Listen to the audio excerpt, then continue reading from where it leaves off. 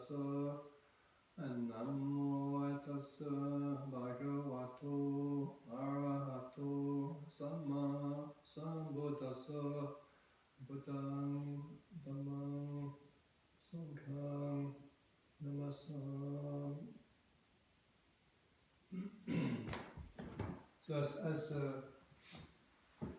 Leah was reading that, it occurred to me, well, it'd be nice one day if someone can give a Dhamma talk in Romanian here. It'd be nice for you to hear it in Romanian, but at the moment in English.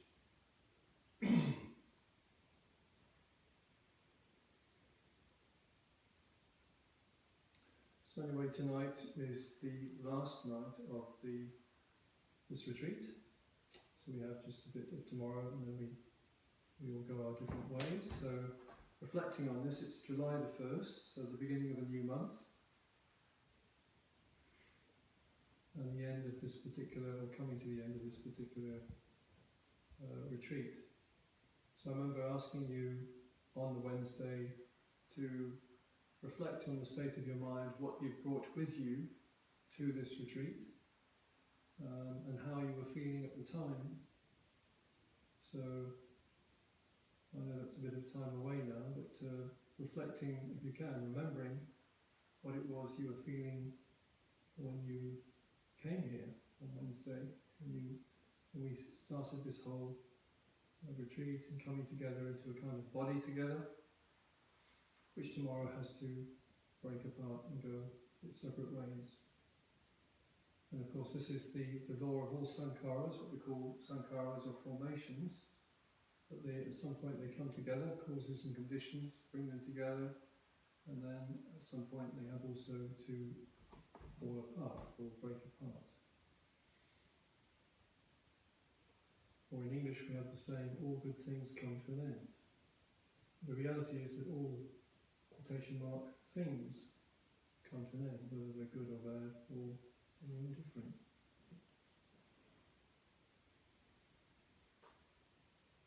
So what have we been doing in this period of time? We've been doing what in Thai they call kamatana, which is the practice together, practice of cultivation of mind. So samatha kamatana, vipassana kamatana.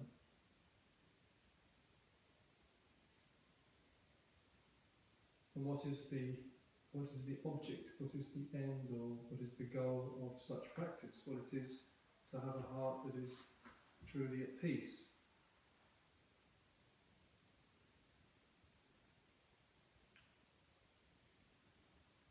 And the happiness that is born of peace, they say, is superior to all other forms of happiness. Because most of the forms of happiness we're used to are dependent on our sense doors. So certain sights we like make us happy, sounds, tastes, smells or touches, or even certain kinds of mental activity make us happy. But in particular with the sense doors, basically they're unreliable. Things change. So what made us happy yesterday may not make us happy today. So they talk about the baited hook or the bait.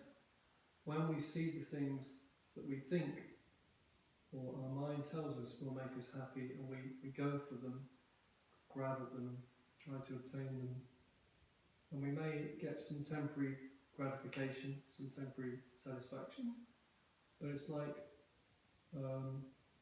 holding onto a wheel, and the wheel, at the top of the wheel, there's happiness, but if you hold onto that wheel, it takes you down, and then other things start happening as you go around the circle. So the comparison is to the fish that bites on the bait. You bite on the bait of these worldly or sensual pleasures, and then we've got the hook in our mouths. So very soon we're thrashing around on the end of the line. But the happiness form of peace is not reliant on these things. It's independent of those things, so it stands on its own, and is therefore well worth cultivating and well worth preserving.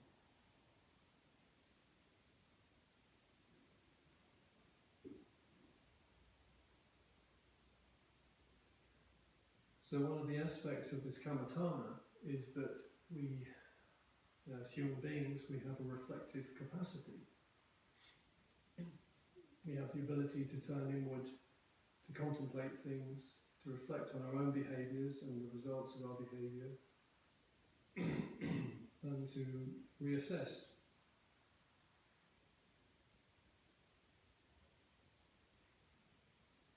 So this turning inward is not very common in the world of today, because mostly people are turning outward towards the sense pleasures or towards things and activities which bring up joy and excitement and a sense of fun and so forth.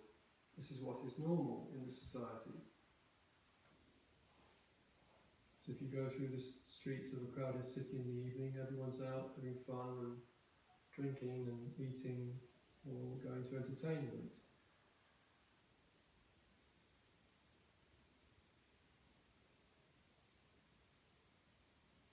This is how the world is.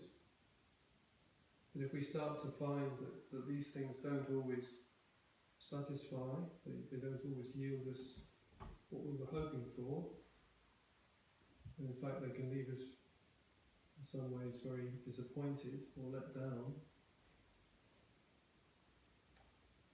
then we look for something else. Something that may actually have more of an ability to sustain itself. If we're dependent on another person for our happiness, and that person turns around and walks away from us, then we're left stranded, aren't we? So people tend to get hold of possessions. Maybe the possessions will fill the hole in them, or maybe animals or things like this. So people find various ways of alleviating dukkha or fending it off.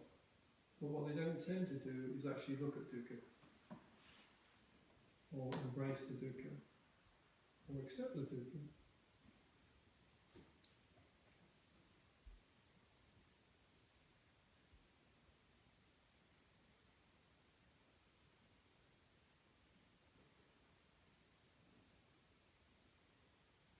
So anyway, in using this reflective capacity that we have, it might also be a very useful thing to reflect for a few moments on the good fortune of our lives.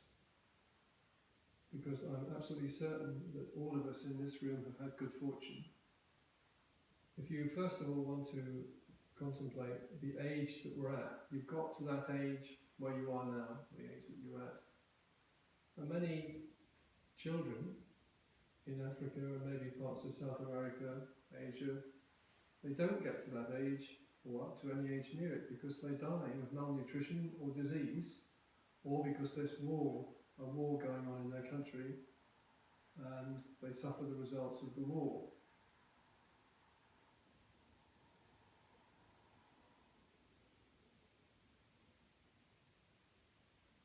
But we've had the good fortune to live this long. Nobody can live forever. But we've made it to adulthood. But not only that, either our parents or someone else, maybe a guardian, has looked after us because we've been clothed, we've had enough to eat, we've grown up in circumstances that are fortunate. In a country, I don't know enough about Romania to say this, but there seems to be law and order here. There aren't people wandering the streets with knives, hacking each other to death. So there's law and order. And there's a health service. It may not be perfect, but it keeps people alive.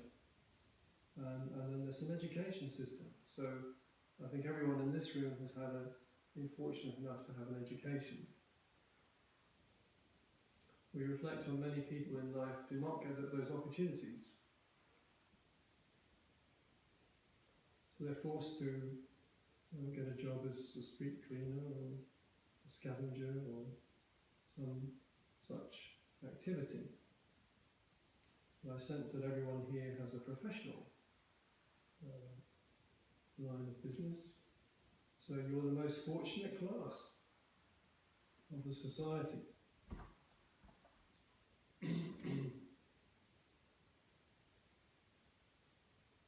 And then you're getting enough in terms of what we would call the four requisites. So thinking in terms of monks and nuns, we're allowed four requisites. This is part of the, if you like, the deal of being a monk or a nun. So these four requisites are clothing, food, shelter, and medicine. So the clothing that we're allowed is a robe to cover the body, or even 2 or 3 robes. But at the time of the Buddha, there were some people who walked around in rags. Basically, what they did was they went to find rags in the charnel ground where there were bodies or corpses, or rags lying around in the street, and then they would sew these together and wash them and dye them. So the basic standard for a monk was said to be a robe made out of refuse rags and sewn together. And of course we can have better than that, but that's the basic standard. So the second requisite is to do with food. So we have an alms bowl, we can bake for food, or stand for food, or go through a village hoping for food once a day. So a meal for the day in the alms bowl. The third requisite is to do with shelter. So the basic standard set up at the time of the Buddha was you could sleep at the root of a tree, but you could also have better than that. So usually we have a lot better than sleeping at the root of a tree. And finally, the fourth requisite is to do with medicines, or what they call supports for the sick, just to alleviate the feelings of pain, to enable the body to go on and so forth. Because there was no pretense that you can really cure all the sickness in the time of the Buddha, but you can alleviate the difficult nature of the body's ailments and at least keep it going. So if you think in terms of 4 requisites, I'm certain that everyone here has had plenty in terms of the requisites. Good clothing, good food on a regular basis. We've had really excellent food on this retreat. And then the shelter is adequate. It may not be luxury, but it certainly kept the elements away. And finally, medicines are available if we need them. And there is, as I say, the health system. So if we reflect on this kind of thing, we begin to see that, in fact, our life is quite fortunate. Now, the tendency of the mind is always to, we say, in English we say, you can either see the glass half full, or you can see the glass half empty. So the tendency of the mind is to see the glass half empty. All the things that didn't happen for me that should have happened, all the things that weren't quite good enough, all the things that I felt, what disappointed me or hurt me, and so on and so forth. We can all reflect on those things. We can always go back in our minds to the negative aspects of life. But it does really help us it helps the state of the mind. If we can reflect on those things which have been done for us in the process of our growing up, which have been beneficial. So many good things have been done for us. And we forget about those things. There's a tendency to dismiss them or just to take them for granted. So if we can start to reflect, for example, we've got the children in Africa dying of malnutrition. children in the streets of Rio who are orphans. How do they survive? They don't have any parents or guardians, but they get together in a pack and try and survive in the streets of Rio de Janeiro or Sao Paulo in Brazil. We haven't had to go through this kind of thing.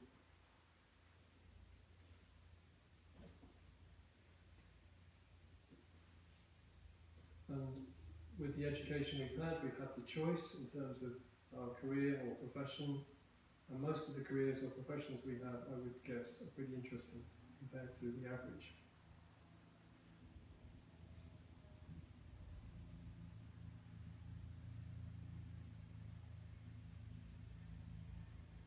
And a further aspect to reflect upon is that we've come across or found the Dharma, the teachings of the Buddha, and also have the chance to practice. So these teachings are about letting go of suffering.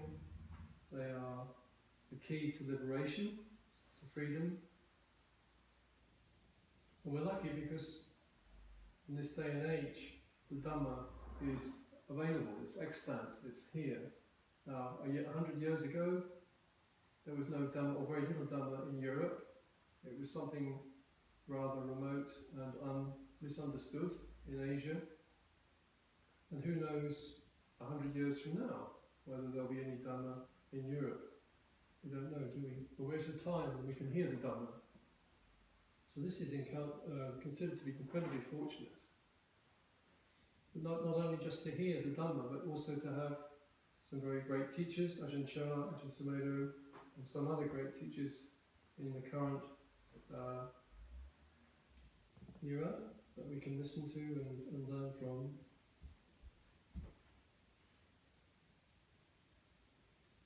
Think of the many people who never hear Dhamma. Or if they hear the Dhamma, they don't understand it. They just don't get it. So if we think of these things, we realise, well, gosh, yes, life has been good to me.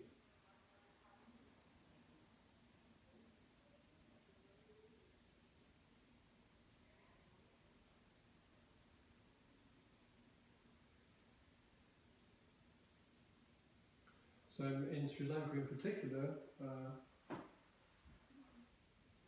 the Sri Lankan adults like monks to talk about contentment and gratitude. Gratitude to parents, gratitude to the teachers, gratitude to the people who've brought us up and helped us along in life. And in the West, it tends to be much more critical mind, criticising all the things that people have done for us, and not acknowledging all the good things that have been done. So this is something inside of us, where we have to look at, think, well, can I see that? How many things have been done for me? What good things I have helped me grow in the way I have grown and become the kind of person I've become.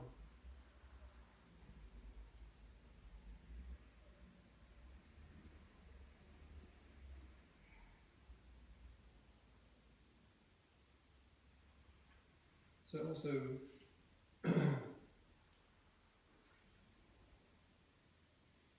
this also helps us to be able to have a sense of humour and to laugh at things that maybe make us feel humiliated or demeaned or whatever, because if we can keep that sense of humour, then we can keep a sense of perspective. There are always things in life that can upset us. And a lot of suffering comes from wounded vanity or wounded pride. And if we can keep that sense of humour, then we have some kind of resistance to that. So there's a story about Socrates, great Greek philosopher. And Socrates was always thinking philosophy. His mind was really intent on solving philosophical problems. And on this particular evening or day, his wife had asked him to go out to the shops and get various things and bring them back to the house. And he'd come back, but without the things. He'd forgotten to buy them. So she starts to scold him, and he's sitting there looking very kind of unmoved, just contemplating philosophy. So she's scolding him, and he's not really taking it on board. So eventually, she's in the process of doing some washing up. So she grabs the bowl of dishwater and throws it over him. So Socrates wipes the water off his face, and then he says, "It's not surprising that after thunder and lightning, there should be rain."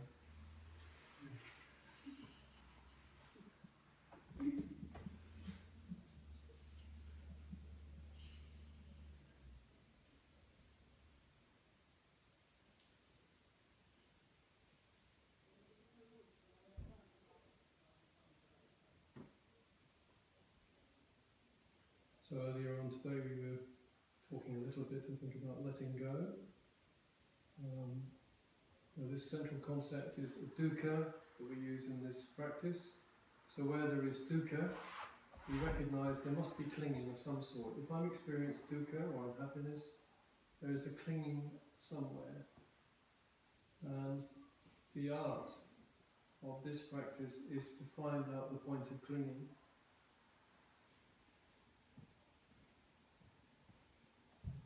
What is it that the mind is holding on to? Where is it that the mind is grasping? What is it? What are our expectations? And just that much, that point of clinging, just that much to let go. So for example, if we're all having tea or something and there's one piece of cake left, and there are, say, 5 people there, and you really want that bit of cake, but you recognise, this is dukkha, the point of clinging, and you let go around that desire. You let go at the point of the prospect of gratification. So what it means is a kind of loosening of tension. It's not throwing out that desire as being unacceptable. And it's not just suppressing it, it's just letting go, loosening the tension around it. So in the end, that desire is there, but you're just being equanimous with it, allowing it to be there but not acting on it. And there are aids that help us in the process of letting go. We use them for reflection. One is that whatever it is we're clinging to, or trying to get hold of, or push away, is anicca. It's impermanent. It's not me, it's not mine.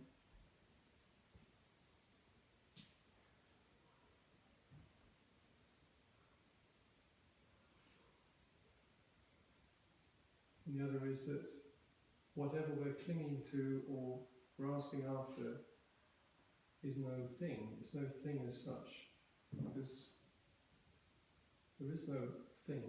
Everything is changing.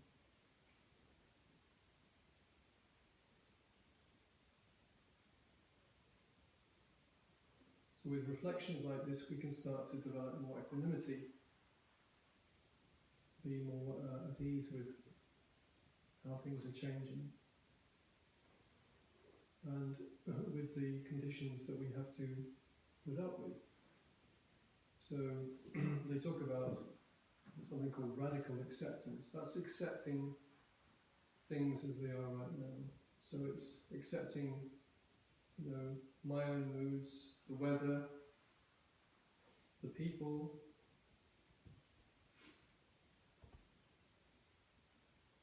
inconveniences,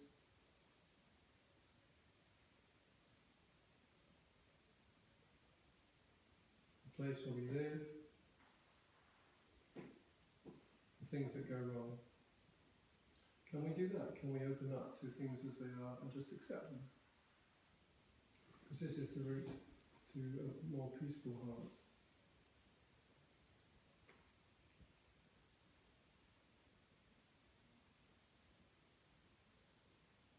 So anyway, I'd like to close by saying, first of all, that setting up a retreat of this sort, even a small retreat, is an enormous amount of work. So a lot of planning has gone into this, and a lot of work. I'd like to, first of all, to say to Daniel and to Vasudha that offer our thanks to them. Because I think you're going tomorrow morning early, aren't you, Daniel? Yes. What time are you going to go? After breakfast. Right. So this is the time to express appreciation for everything that's been done by the people who set up this retreat, because it does take a lot of thought, a lot of energy and a lot of work. So we'd like to express our thanks to you. So, Mihai, we have to say things.